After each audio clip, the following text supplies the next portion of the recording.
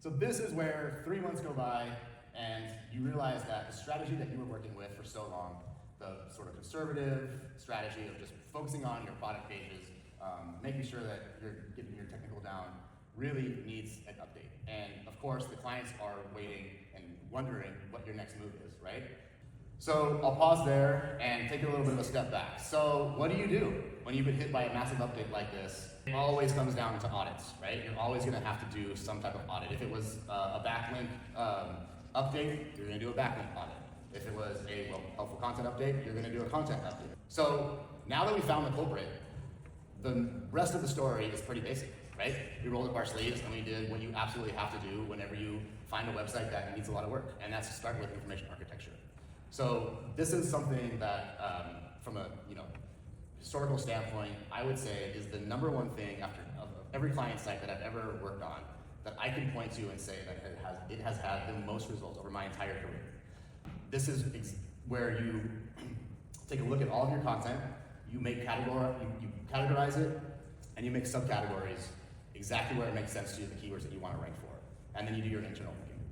So having a world-class information architecture system is really the foundation, I would say, and the backbone of all SEO, in my opinion. Then we worked on the UX of the category pages. Looking at those category pages for the support section that they honestly hadn't looked at for years. They were terrible, they had no images, they were all over the place, difficult to navigate. So we looked throughout the marketing side of the section, or of the website, and found all these great templates that we could use for category pages. So we ported those over to the support section. Awesome category pages that were easy to navigate, clearly labeled, and really just made it as painless as possible for folks to go and find answers to the issues that they had with their products.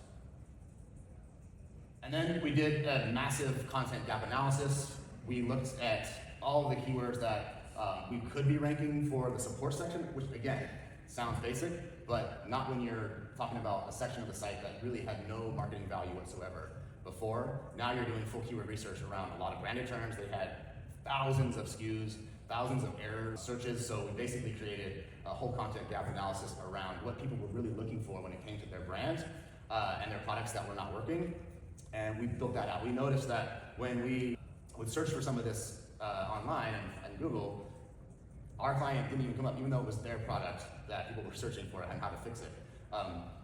joesmechanic.com was coming up and answering these questions, but not our client. So like I said, we put this all together and created a ton of content to fill those gaps.